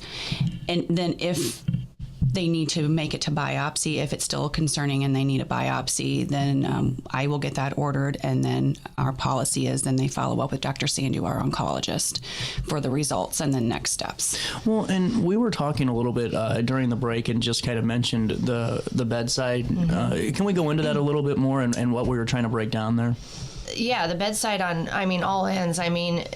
With dealing with where we work, it's just we are just such a great team there, and you have that closeness. We're a smaller facility, so you have that bedside with Brandy and myself, and then in just that sit down, take time, answer your questions, leave the room answered, and then if you do end up have to get to Dr. Sandu, she just compassion out of this world. She comes in, she takes all the time needed with her patients. She always makes sure that their questions are answered. Our patients typically, they don't mind that sometimes if we're running late because they know they're going to get just as much time with her as the person before did. She sits down with them. She makes sure the questions are answered. She talks through if there is treatment that's needed, what that looks like. Just, the compassion on the bedside, it's there. It's personal. Well, and that's really important. And, we've talked about before all the great things that the Cancer Center does that OSF has and, Mueller, and, whether it's through the clinics or just through the support that's, given through various services or organizations or just internally through you guys to family members even, hey, here's how we can connect the dots, or you go down the gauntlet. You guys really try to cover that. And I think it's really important you add this to it. It is. And I'm sure you've heard a lot of feedback already on, how grateful, folks are that this was available. And I'm sure that's the best type of, I guess you could say, paycheck you could get from anybody is just hearing how this helps somebody. That we helped get them to where they needed to be sooner, quicker. Yeah. Well, and the fact that I love too is it could be a self-referral, because how many times do you know somebody that says, it doesn't happen every day, but just, something's been just not feeling right for maybe a year or two, or it could have just been a couple of months. And even just to go and have that peace of mind is worth so much more too. It is. And and sometimes I've had some calls, patients aren't sure, do they qualify for rapid diagnosis? Because if it's something suggestive of cancer. But you can call me and I can assess you over the phone and say, okay, no, this doesn't really qualify for a clinic, but then I can help get you to the direction you need. And I've even helped, if say that patient didn't have a primary care, okay, well, it's not our services, but let me help set you up with a primary care and get you to where you need to be. Even if they don't utilize us for the rapid diagnosis it's just clinic. getting them where they need to be. Yeah. Well, and now, I guess the other thing is, if it's a self-referral, how do you accept, public-private insurance, so the same stuff as normal? Yes, yep. Really important. What else should we talk about when it comes to the rapid diagnosis clinic for right now? Is there anything that the public should know, or that you guys have heard a lot of questions on a specific topic over the phone? Specific question. I think we basically covered. Yeah, I mean, really, if you feel like you could potentially have cancer, if you're having these symptoms, even if you have a primary care and you just feel like, I've been in my primary care, I don't feel like my symptoms are getting resolved. You can still self-refer. You can have a primary care and still self-refer as well. That's really important. And you can call Dana at 618-433-7607. She will get you taken care of. Yeah, and if you everything on our end, if it comes out and we don't need to see you anymore for follow-up, then it's like we release you back to primary care, and then if needs are needed later, then we're here. Well, and that's again where the Muller Cancer Center comes right back into play, and all the great services you provide. And you guys can learn more about all the really just the experience and the pedigree of really just care that you're going to receive at LSF, and also just all the other great attributes of the center. We've had so many conversations. You can see them at RiverBender.com/daily show. We'll do a write-up on this as well to make sure that we touch base on all this really important information. Thank you guys so much for stopping by. Thank you. Thank you for having us. 9:32, a little bit of change on this Thursday morning. We'll take a quick break. Come back, more Daily Show.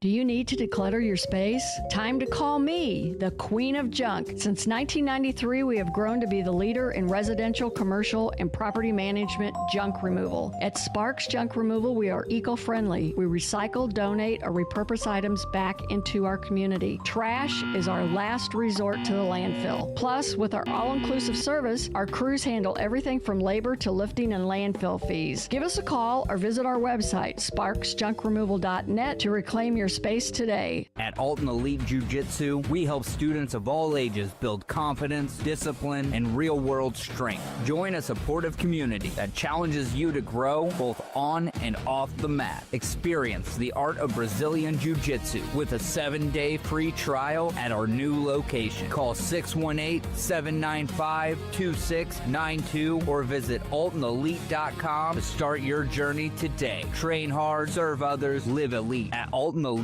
Jiu-Jitsu. Tomorrow isn't built by dreamers. It's built by doers. Because progress doesn't work unless we do. So at Ameren, we've been hard at work putting energy to work for you. Adding underground cables, installing advanced switches and sensors, storm hardening poles and power lines, making the energy grid stronger today so it can meet your needs tomorrow.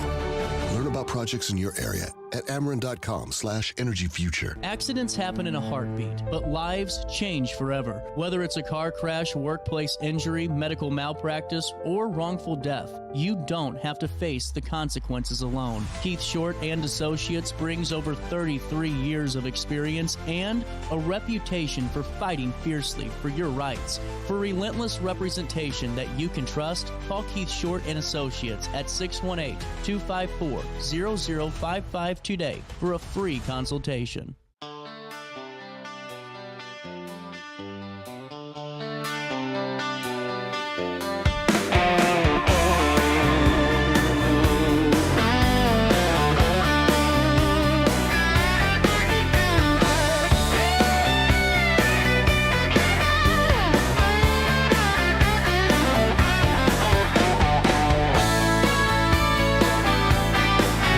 Welcome back.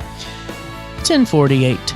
And with Mary, Beyond the Shelves with Hayner. Hello. How are you? Well, we talked last Wednesday. We did. Yeah. It was a Hayner Wednesday. It was a Hayner Wednesday. Usually it's a Hayner Monday, but last Wednesday it was a Hayner Wednesday. We were a little snowed in on Monday. Well, and how is before we start, how is the genealogy? Is it still closed? So it's still closed. Our boiler went out in the basement and it was 41 degrees in there. And so the staff's hanging in. I've got my heated vest on and blankets and scarves. I think I saw somebody walking around, I think wearing one of the slanket things, but we're hanging in downstairs, but genealogy, it's just too cold to have patrons in the building. But the good news is that a lot of our genealogy materials are digital, so you can walk just right across the street at the downtown library and access those, and the mall library's open. So everybody's open except genealogy, which Kane is, God bless them, they're there right now trying to get it going. So yeah. Good for them. Yeah. I hope it all works out. Thanks. And you're back up and it's running. It's chilly, so yeah. How were your week of events? Good. They're really good. We had our puzzle competition since the last time. It was completely full. And we had, the winner did a puzzle, I think it was a 1,000-piece puzzle, if I remember correctly. And they had that done in less than, I think it was an hour. And the first place, second place, and third place were within a minute or two of each. So it was pretty amazing. That is amazing. So that was completely full for the adults. We had the teen competition in the afternoon, and it was full. The teens had a great time with that. Good. And we had our family in the 4 to 5 o'clock, and that went really well too. So my niece, my family competed in that one, and she was very upset they didn't get first place. And I said, well, I've unlocked that my little niece, her name's Mary, is a pretty competitive little girl, apparently. So you learn a lot about people putting puzzles together. Better luck next time, or don't let it happen again, depending on how you feel about it. Yeah, exactly. Yep. What's coming down the pipeline? So we've got the Vintage Voices players. They're going to be we talked about this last Wednesday, the Lovejoy Legacy. So this is, if anybody's ever been to Vintage Voices, or if you've thought about going to Vintage Voices and you're not really sure if it's something that you want to do, you can come to this program. And normally at Vintage Voices, that is going to be, not to cut you off, they have some really talented. They really do. Because we've all been to the field trip of hell, so to speak, where you get the guy that's kind of there and he's reads droning his line. On, and but they live their character. They really not do. their character, because they aren't characters. They live the person. The person. Well, and they do. So the library is involved with Vintage Voices in that we do a lot of the research for people, and then hand them the packet every year. The actors get a packet of information about the person that they're going to be portraying. And keep in mind, this is a real person who lived in Alton or worked in Alton or somehow associated with Alton, who's buried in the cemetery. And so this is an important piece of our local history. And so then the actors take all the research that we've done, they take it and they write their own script. Yeah. So they really get into this character and, well, as you say, into this person. And then they portray this person. And so this is taking people that have been associated with Lovejoy over all the years of Vintage Voices and bringing them into one program. So we have Celia Lovejoy, who was his widow, William Scotch Johnston, who was a free black man who secretly buried Lovejoy's body, Amanda Kitchell Shavers, whose freedom was secured when the citizens of Alton bought her freedom for her. They came together to purchase her freedom. Thomas Demick, who was the first person, or who led the effort to build the Lovejoy Monument, and Isaac Kelly, who was the first official Lovejoy grave trustee. So we're going to have all these people. They're all going to portray their characters associated with Lovejoy. So that's Thursday, February 12th at 6 p.m. at the mall. I mean this in a bad... it's really great to see that his legacy and all that, it's still very much interested in, and not for... Because you see sometimes, like for like 10 years, everyone's really into something, and then it kind of tapers off, and it doesn't for Lovejoy. It doesn't for Lovejoy, and I think, part of it, like you said, somebody might write a best-selling book, and then all of a sudden the little cottage industry sprouts up around it, and then the subject, then the interest goes into the next big book to pop up. Yep. But Lovejoy sort of is... when you think about the Civil War, because they say even though he was murdered 30 years before, the Civil War was the first shot fired in the Civil War. And, there's so many different aspects of American culture tied to Lovejoy. And he really was sort of the epicenter of a lot of it. And so I think the interest in him is going to be evergreen. So 1,000%. Yeah. And what date is that again? So that's Thursday, February 12th at 6 p.m. And that's going to be at the Alton Square Mall upstairs in the performance room. So again, I know I sound like a broken drum or broken whatever that phrase is, broken record. Thank you. They all sound the same. Yeah, exactly. If you can't navigate stairs, come in the upper level because the escalator's not working at the mall. Well, and that way too. How many is there going to be? Do we need to call and register for this one? If people could call and register for that, you can call our 800 number. It's 1-800-613-3163, or you can just go on HaynerLibrary.org, look at our events calendar, and the number will be there. We do still have seats, but it is filling up. So.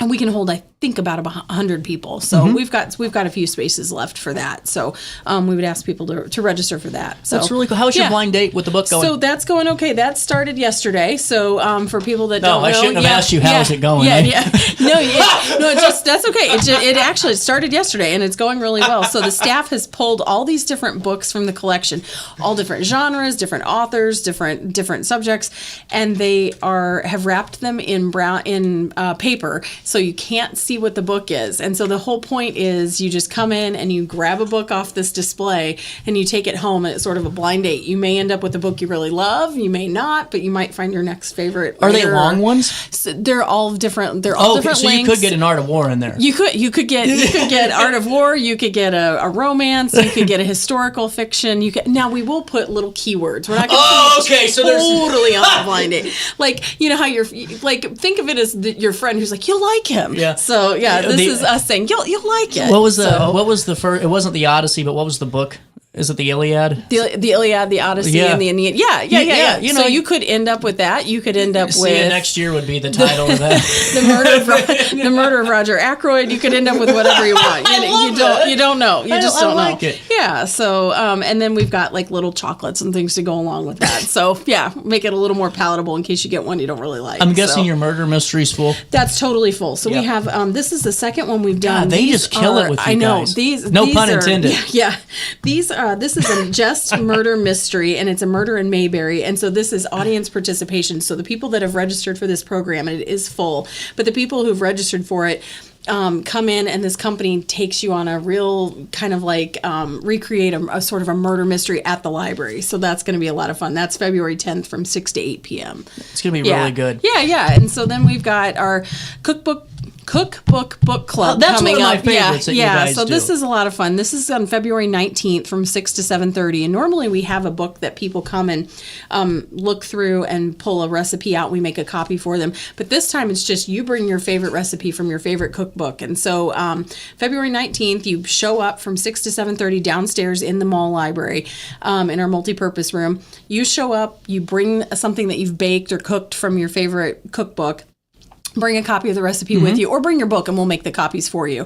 And then you can talk about your recipe, cooking, tips, tricks, different things like that. Are you getting a good community out there? We are. We really are. And all ages. So this is a really great family. That's what I was kind of curious about. Yeah, this is a really great family event. So if you want to like cook at home with the kids and then bring it, we have lots of kids that have been coming with their either their parents or their grandparents. Wow. So it's been a lot of fun. Yeah. That's fantastic. Yeah, so that's going on too. So what else are we talking about? So we've got we talked about George Provenzano is coming. He's going to be here on February 25th. And I think that'll be before the next time I come.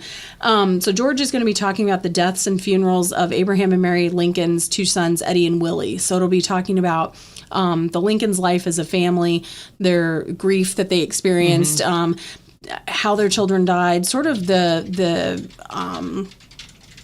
how children, the lifespans of children back then were, you were lucky if all of your children survived through infancy or childhood. And so we're going to be talking about all of that. And so that'll kind of a different not take, but a different aspect of Lincoln's life that we don't really talk about all that much about, the loss that he suffered as well. We always think about his life, being taken, but while he was alive, he suffered the loss of his children. The tragedy that surrounded them. Yeah. You know what's interesting? I just did a quick look. I didn't know this because I thought, was Willie Lincoln the first presidential child to die in the White House? Not the case. Apparently, Andrew Jackson had his adopted son die in the White House before. Really? And then John Adams lost an infant son.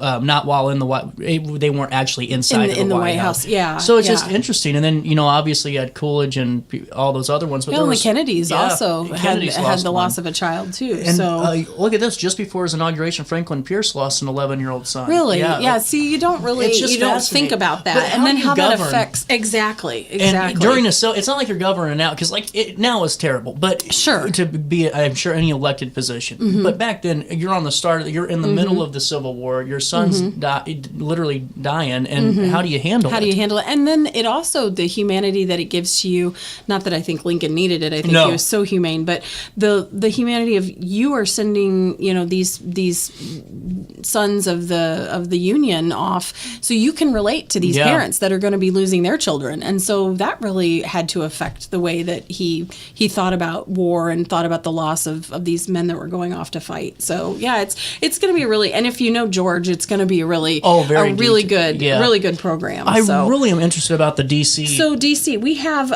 Lucretia Huff is coming. She is a licensed tour guide, and so she's going to be giving us this. I guess I should say George's program is February 25th at 6 p.m. at the Genealogy Library for the Lincolns, and then this program on Washington DC is March 10th from 6 to 7 at the Alton Square upstairs in the performance room. She's coming. Lucretia is a licensed tour guide, and she's going to be giving a 1-hour presentation on all of the landmarks and historical monuments in Washington, D.C. So she's going to talk about the history of the Lincoln Memorial, the Jefferson Memorial, the Washington Monument, the White House, all of the things that when you think of Washington, D.C., the Vietnam Wall, all of those. So she'll be giving a history of all of those, and she'll have obviously photos and things to go with it too. It'd be so cool, especially if you have an upcoming trip or something and you want to get some insights before. Exactly. That'd be really cool. Yeah, and for just somebody that if you've never been to Washington, or if it's been a while, or if you're thinking about going, even if you just like history, you don't have any intention of going, but you want to learn more about it, it's going to be a really good program. I think everyone should. That's really cool. Yeah, and I think we talked about that, the school trips that we used to take. Yeah, those were always fun. So what else is coming down for kids? We've got some kids and teens. We've got all of our Valentine's Day, it's February, so all of our Valentine's Day programming. And we've really been trying to, we realize that parents work. And so it's hard for you to, if we have a 10 o'clock in the morning story time, not everybody can make it because most people are at work. So we've tried to have a lot of, when it comes to holidays, different passive programs so that families can come in anytime the library's open, drop by the kids space or the teen space area and participate in passive activities. So we have our Valentine's Day card station coming up. So we'll have all the craft materials out. That's February 9th through the 14th from 10 a.m. to 4 p.m. And so that's that whole week, so even including the weekend. And you can stop by, you can make Valentine's Day cards for your friends, your family, that kind of thing together. Then we have a Valentine party that we're having from 3:30 to 4:30 on February 13th for the kiddos. And we're going to have a yoga story time. So we have Sanjoria Sidner. She's going to be coming in, and she has written a book called Our Family's Doing Yoga. And so she's going to come in, and we're going to have a story time with the kids, and then we're going to teach them how to do some yoga. And that'll be February 28th at 10 a.m. and then again on March 28th at 10 a.m. So we've got that going on. I really just like every bit of what the library has, because it's not just a whole catch-all event ever. Where you can kind of get all the kids in one spot and then get them to hang out. Mm-hmm. It's really tailored towards interest, and even younger parents out there that might not, maybe it's work from home or one works and the other doesn't. These are great things to take your children to and really develop friends, community around yourself. You can. Cool. And we get that a lot. We in fact, one of the families that participated in the family story time or the family puzzle competition, I believe they were friends. I feel like they were friends from meeting at story times. I could be wrong. And they came together. They kind of formed their own little team for the family puzzle competition. So, families are meeting each other. Right. Parents are meeting each other. And it's a great place. Grandparents are meeting each other, caregivers. It's a good way to meet somebody else who has that interest that you do as well. So we have that coming up. Other thing that we have, our Children's Department just started sensory bins. So these are bins that you can come in Monday through Friday from 9 to 4, and you can ask for one at the desk in the Children's Department. And so they're all different kinds of, they're different themes, but they're activities in a bin that you can work with your kids. So there's touch, sight, smell, that kind of thing. And they're all themed, and it's helping them learn fine motor skills, literacy skills, all the things that you would want them to learn while they're young. You can just come in and use those in the library, and we have all the pieces, parts, and then you just turn the bin back in at the front desk. So I like that. Yeah, it's a good one. It's a really good one. Another great incentive to have your Hayner library card. Absolutely. Anything else? Yes, we've got some teen programs coming up too. So we've got a couple of teen programs. We have one. It's the teens are also doing a Valentine's Day card station, a Valentine's card station. That's February 2nd through the 13th. Anytime in teen space at the mall, just stop in and you can make cards. But the teens are doing a National Oreo Day. So apparently National Oreo Day, I didn't know there was such a thing, is March 6th. So from March 6th from 4 to 5 p.m., if you're a teenager, come to the library upstairs in the performance room. We're going to have every single flavor of Oreo that we can get our hands on. And then basically you can just pick out on Oreos and choose which is your favorite one. You guys are doing this right. I Googled it. Yeah, there you go. Fun activities like tasting parties, baking creative desserts, Oreo-themed games, making arts and crafts, and Oreo trivia. Yep, I didn't know. So we will have all of that going on at National Oreo Day. And so you can just, like I said, if you're after school and you're like, I really could use a snack, swing by the library and you can taste as many Oreos as you can get your hands on. So. I'm going to the Oreo relay race. Yeah. Oh. Yeah. There you go. So do you put it on a spoon, I guess, and run? You got to run with it on your head. Oh, I've heard of that. Yeah. I've seen the one too where you put it on your forehead and you try to wiggle it down into your mouth. Yeah. Man, so the ideas we could come up with. And I'm sure the teens will. Yes. What I think is cool is it Megan that's with the teens? Megan. She does a great job of letting them really collaborate and she does. Taking the reins too. Yeah, and I'm sure this was one of the teens it's like, hello, snacks. How can we get snacks? And that's the other thing too. The teens, if you feed them, they will come. So the teen programs, there's always snacks. So yeah, you can come to that. So yeah, I love it. Yeah. Mary is that it? That's for now. The floor is yours, Senator. I'm done when you're done. For now, that's it. I don't want to get too far out in the future because then people will forget about it. I forgot we're still early in the newsletter. I know. Yeah. Even though we talked about, I feel like 8,000 things. So that's what's really cool too, is that even though I feel like, man, we're hitting a lot of stuff, there's still a lot more newsletter. There's still a lot more going on. I mean, we haven't even talked about just the collections and the digital collections and the movie databases and ebooks and all that stuff. So we still have all of that going on too. And we'll keep you all updated on it on a write-up on RiverBender.com. Yeah. I am out of time today, 11:05. Mary, it's always great talking with you. Thank you very much. See you back here tomorrow. We got a busy show, and you can join us then for another great one. Until then, it's a little warmer, but stay your warmest. Yeah, and if you can. Try your best to stay out of jail.